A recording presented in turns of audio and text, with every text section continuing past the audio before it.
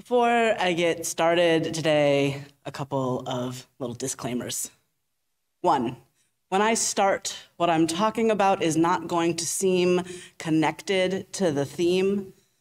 I promise you we will get there. Two, I am not the news, and I am committed to not being the news. But sometimes something happens and I have to say something about it. Sub-disclaimer. Things happen all the time that would be worth saying something about. And as I go to talk about the wrongful death of a child, I am aware that in this country and around the world, children die for all kinds of wrong reasons. In fact, there are no right reasons for a child to die. So as I go to speak about Nex Benedict, as I am about to, I just want to note that also on my heart are the children of Palestine, the children of Israel, the children of the Sudan, and the children of Southeast DC, who all live in contexts that do not allow for their flourishing, that in fact crush imagination and often enough life out of them.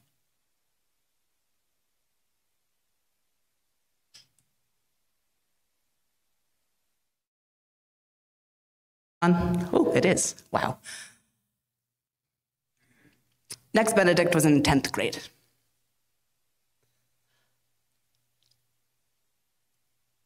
Nex Benedict was non-binary and indigenous, had been experiencing bullying at school.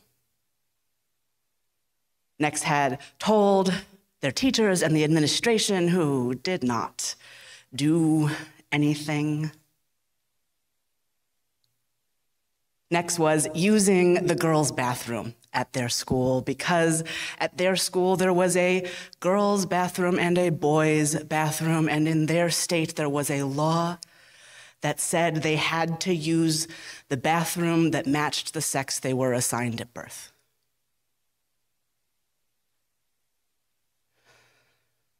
I can't bear to say what happened next. But you read the news. And if you haven't, you are capable of searching for it and finding the details for yourself. The details are not the point. The point is that Nex Benedict should be alive. The point is that that school, those adults who were responsible for them, should have taken care of them. Should have taken care of them before there was time for injury to happen. The point is that the police should not have come to Nex's hospital room and said that they were as much at fault as the girls who smashed their head against the floor were. But there is video of that. The point is that the governor of Oklahoma got on a microphone he knew was live, said on purpose that that filth didn't belong in Oklahoma. When asked about the death of a child,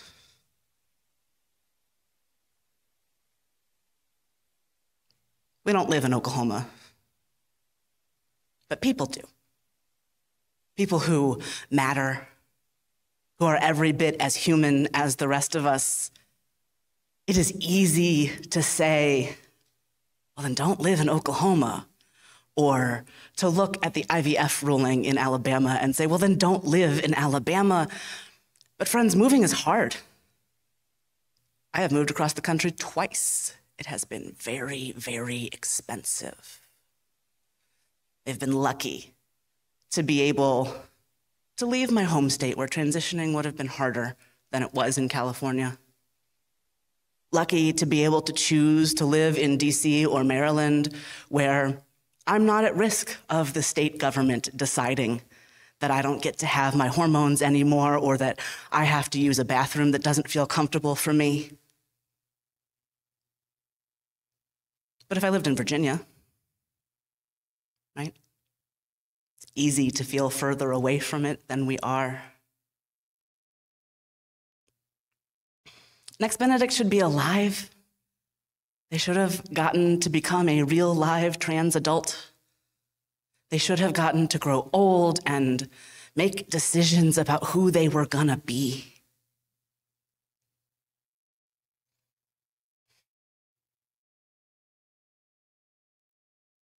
They don't get to.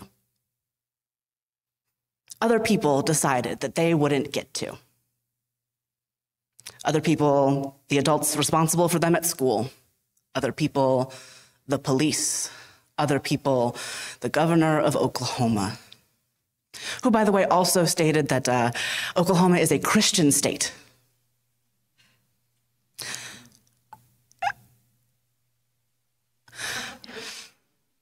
Sometimes people say things that make me wish I believed in hell.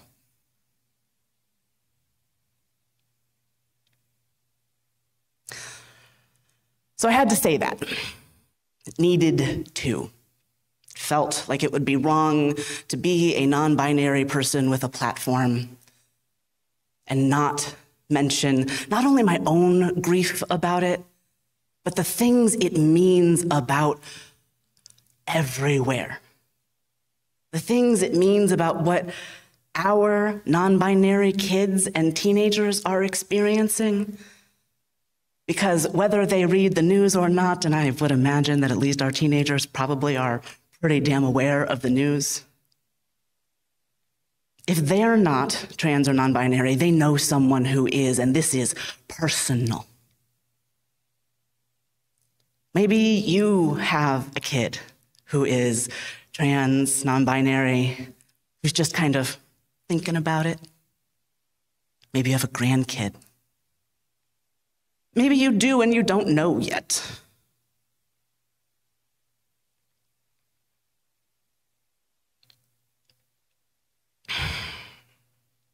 So there are two things that come up over and over again when something trans tragedy related is in the news. The first one is the world's worst conversation about biology. People who maybe passed 10th grade biology, maybe, who now would like you to know that basic biology says, friends, that's not how science works. Science observes what is true and reports back. Science does not tell you what ought to be. Also, have a big language problem. And I'm going to do a little bit of biology, trans stuff 101 right now because it fits, and because thinking about what words mean is part of what we're up to today. So you will see things like biological sex is. Biological sex is a lot of things. Right? I'm going to put a little underscore here for those who don't know me as well. I am also a sex educator. I am an expert on this thing. I have taught sex ed in classes around Los Angeles County. I have taught sex ed in congregations, in schools, in all kinds of places to people who are as young as kindergarten and as old as any of you are. Biological sex, if you are speaking from the perspective of science and public health, is a combination of attributes consisting of chromosomes, right, the stuff that's written in your genetics, which, sidebar, unless you've had genetic testing, you don't know what your chromosomes are. And most of us have never had genetic testing. Then there is a level of things that are called primary sex characteristics. Broadly speaking, that is what kind of genitals you got born with.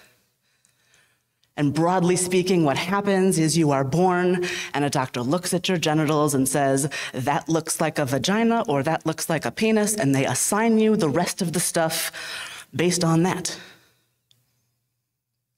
Now, it is probably enough that there are a number of documented cases of people with XY chromosomes who have functional uteruses and ovaries who give birth to children to say that XY is vulva, or XX is vulva, is womanhood, is maybe not a line that really exists. But let's go another step. Because the other thing that biological sex is what we call secondary sex characteristics.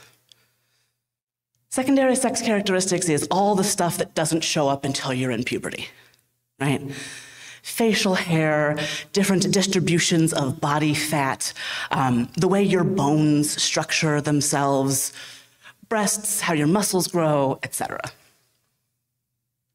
That whole set of things depends on what hormones your body winds up having in it. The whole realm of secondary sex characteristics is actually remarkably mutable. So when we talk about trans stuff, we often get to this place where people will say, well, biological sex is one thing and gender is another thing, and they are, because gender is the cultural stuff layered on top of all of that biological stuff. But that's a useless differentiation in this context. You can, in fact, meaningfully change the thing that is your sex. At least the thing that is your secondary sex characteristics can be very easily changed. I put a gel on every morning and my voice is quite deeper than it used to be. I grow facial hair now. It's different. So there is that piece. And when we're not speaking the same language, right? When some people are saying biological sex and they mean chromosomes, and they have maybe a weird idea of what chromosomes mean, well, that's a very different conversation than if biological sex is primary sex characteristics or secondary sex characteristics or a collection of all three. I walk back and forth. And gender is something else entirely.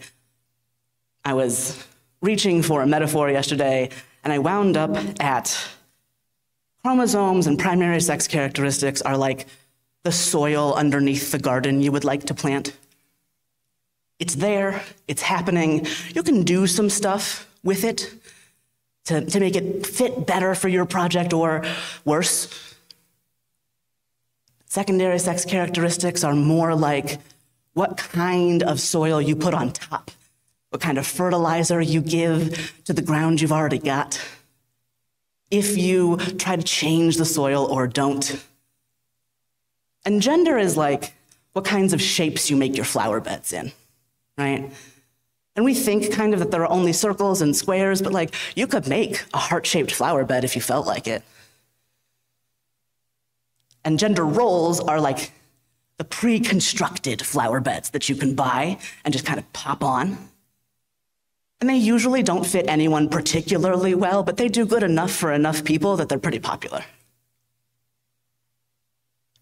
My other favorite way to think about gender stuff is if we all go out for a hot beverage, and at the hot beverage place, they offer coffee and tea.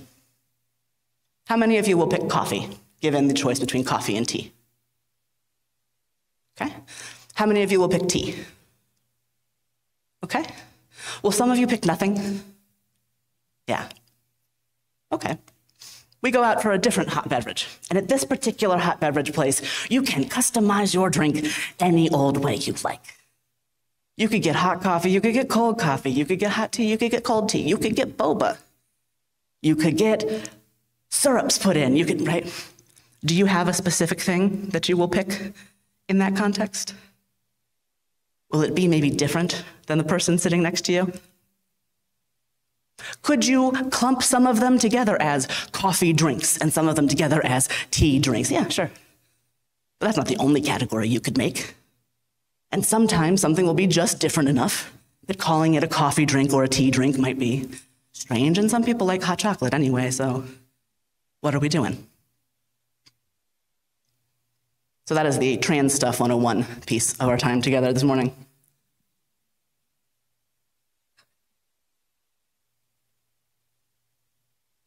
The next thing that comes up every time there is trans tragedy in the news is that everybody wants to tell trans people about it. This thing happens where something bad happens, and suddenly, everybody, people I have not spoken to in years, want to tell me, did you know that somebody like you died? Now, why in the hell would you do that? I know, first of all. The second thing that happens is that then people start telling you about every single bad thing they've heard about happening to a trans person. I'm told by my friends of color that this happens to people of color and Black people in particular every time there is racism in the news, every time there is a death of a Black person in public. People start saying, oh yeah, well one time I heard somebody. Do not do that. But the thing that is really related here is that there is a model of care that you can think about, where most affected people live in the middle. And the deal is that you dump out and care in, right? So if you are a cis person with a trans child, you're like pretty close in there, but you are not in the middle. And you can talk to your cis friends who don't have trans children. That is a place to dump your feelings out onto someone who has less of an intense experience of it. And you care in towards your trans child, right? That whole frame, give care to the people who need the care, give your stress to the people who need it less, that thing is equity, right? That thing is recognizing that in some moments, different people have different needs. That the path towards everybody getting the stuff they need sometimes, often, involves everybody getting something slightly different. There is some difficulty with the word equity in the public sphere. Because what is equity and what is equality, and are these things in competition, or are they pieces of the same thing? And then you have this piece that is the active attempt to destroy efforts at diversity, equity, and inclusion based on some weird definitions of critical race theory and wokeness. I never hear another person say woke again. That will be just entirely too soon for me. It means nothing at this point. So I'm going to stay over here where things mean something.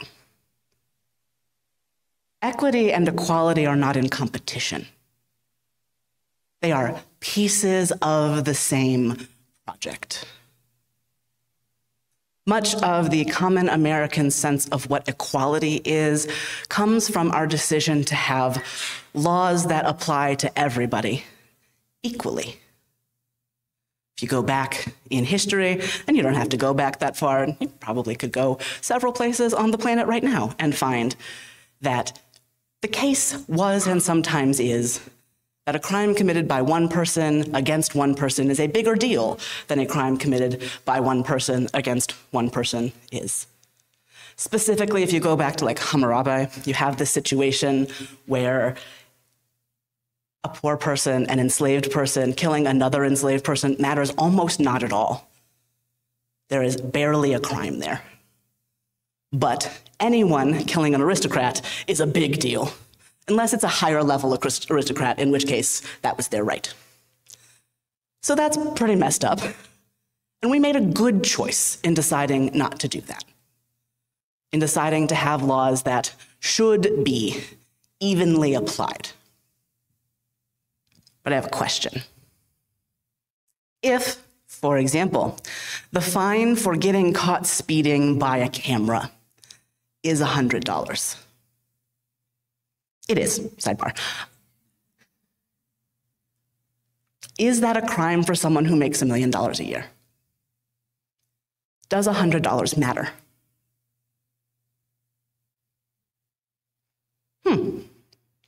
Is it a crime for somebody who barely scratches by, makes $20,000 or $30,000 a year?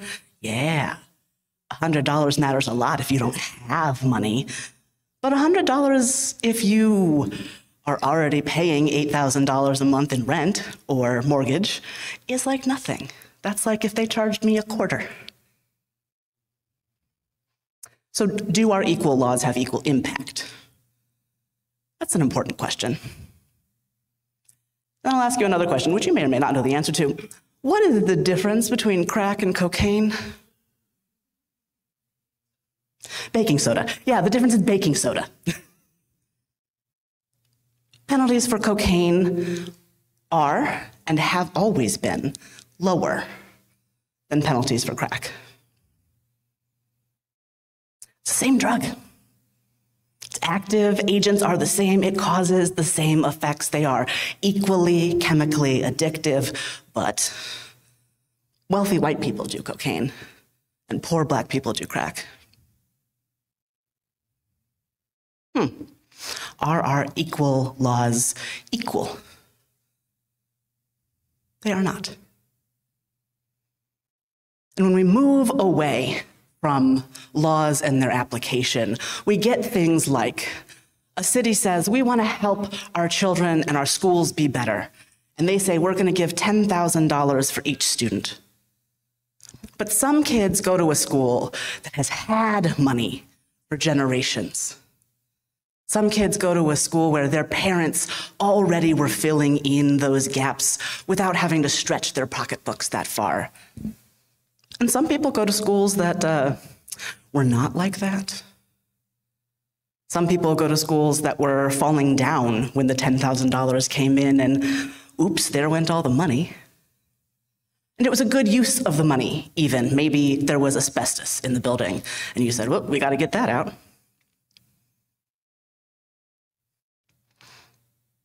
But was that $10,000 per student equitable? Did they all need the same $10,000? Equality and equity are pieces of the same project. Equity asks us to think about what does everybody need? Equality asks us to think about being fair, just slightly different positions, right? Neither of them says we want exactly equal outcomes, because that is also ridiculous. People are not the same as each other. They will not have identical outcomes. But the collection of them says, let's give everybody an equal shot. Let's give everybody the things they need to get where they might like to go. You literally can't know what people are capable of if they haven't had the resources to potentially get there. And then justice is this other piece, right? Justice is the piece of this that says, not only do we think we should use resources equitably across people, not only do we think that we should address where imbalance has happened, but we should adjust the system so that the system stops creating the exact same imbalance. So that we don't have to say, well, $10,000 over here means different than $10,000 over here, so change it around. So that in 10 years, 20 years, 50 years for sure, we can say, yeah, everybody can get $10,000. And that's going to be an equal addition to the lives of all of these people. I'm doing a lot of very blown out talking, a lot of in the public sphere talking, but I want us to kind of pull it back in. In our interactions with each other, in our desire to build a brighter future for all, we need to think about equity, equality, and justice there as well. Because we're not all having the same experience of being on the planet. We are all equally imbued with inherent worth and dignity, but we are not all living in the same world as far as how we've been treated around that. So sometimes that means someone will have an intense response to something you say, and it won't immediately make sense to you. Why? I made a weird mistake the other day. I was talking to my boyfriend who lives in Canada. I promise you he's real, but he does live in Canada.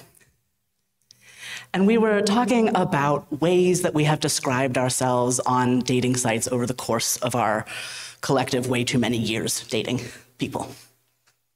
And I think of my boyfriend as Black, and he mentioned that he has described himself as mixed race. Both of these things are actually true because race and ethnicity are complicated. But I said, oh, I hadn't thought that you would describe yourself that way. My boyfriend is Canadian, Jamaican, and my frame around race is very American. And so he had a little bit of a response, and I had a little bit of a response, and it was fine. But I use this to illustrate that we can, even with the people we know and love best, make mistakes that cause these little moments of jumpiness and unsettled, these little moments of needing to be corrected. Because we all live inside our own little frames, and even if you think about it a lot, and boy, I think about it a lot, sometimes you say something and somebody else's response is not what you're expecting. And it can be easy to get all tensed up and reaffirm your stance because, no, I see the world this way. But the point of relationship, right? The point of being together is to let ourselves have a wider frame, to let ourselves learn from each other in a context where, like my interaction with my boyfriend, it can be, oops, ouch, rather than an entire blow up, right? Where we can trust each other enough that I can say, hey, don't tell me about every bad thing that's happened to a trans person. And somebody else can say, oh, right. And I can say it's okay, and they can say it's okay, and we can move forward with better behavior, right? The point of being together is learning about each other's perspectives. And while we do that, we have to remember that the rest of the world happens too. The rest of the world happens to all of us. I don't think anybody gets through it without being punched quite a bit by the system. Even the people who are statistically most privileged experience the pain of this world, the brokenness of this world. None of us gets out of this either alive or undamaged. And we can notice that perhaps a woman has experienced being told that she doesn't have the authority to do something simply by virtue of being a woman enough times that the implication might hurt, even if you didn't mean it. And we can understand that people of color and Black people in particular might be a little bit sensitive around conversations about race. And that's not sensitivity that they shouldn't have. It is the reasonable response to a world which has been beating them up about it. Queer people, trans people, poor people, people with disabilities, fat people, older people, and very much younger people all get pushed to the side and kind of banged around about our identities. We just try to keep it in our minds when we're interacting. We try to remember this is a whole person with a whole set of experiences that I cannot know, but I have some guideposts as to what they might be. It's one of the ways that we build equity and justice among us in our interpersonal relationships. That's one of those ways that we elicit the best in each other and ourselves. And when we do that, when we step out into the world, we are less likely to say, let me be in charge of something I just arrived at, right? more likely to be able to say, this community has been leading on this issue. Let's listen to them. Let's learn what they've been doing before we add our ideas. When we step out into the world, we're more able to see where collaboration is possible rather than charity or paternalism, which can be problems when people who really want to do good things go out into the world and are like, we're going to fix this, except for that what you fix is not something anybody asked you for. I think, for the most part, this community has a good grasp on a lot of this, but it is worth underlining. We all deserve a place where everybody gets to be whole. I think we start doing that here. We start doing that by caring for each other, by lifting each other up where it makes sense, and changing the shape of things where it makes sense. You will notice we did not leave the microphone all the way up in the air knowing that Laura was going to come speak at it. All we have to do is think about that people exist. Remember that people exist and have personal needs. Easier said than done, but I trust you to continue to be on that journey with me. I hope that you can trust me to continue to be on that journey with you as well, and that we can all live into a world that damages us less, that leaves our children more alive, literally and also figuratively, right? Literally alive and also vibrantly in the world. I believe in that possibility. I believe in that possibility and community more than I believe in any other thing. That is why I do this. Thank you for your time, and thank you for your presence. And thank you for the way I often see you treating each other, which is considerate of each other's needs. Thank you.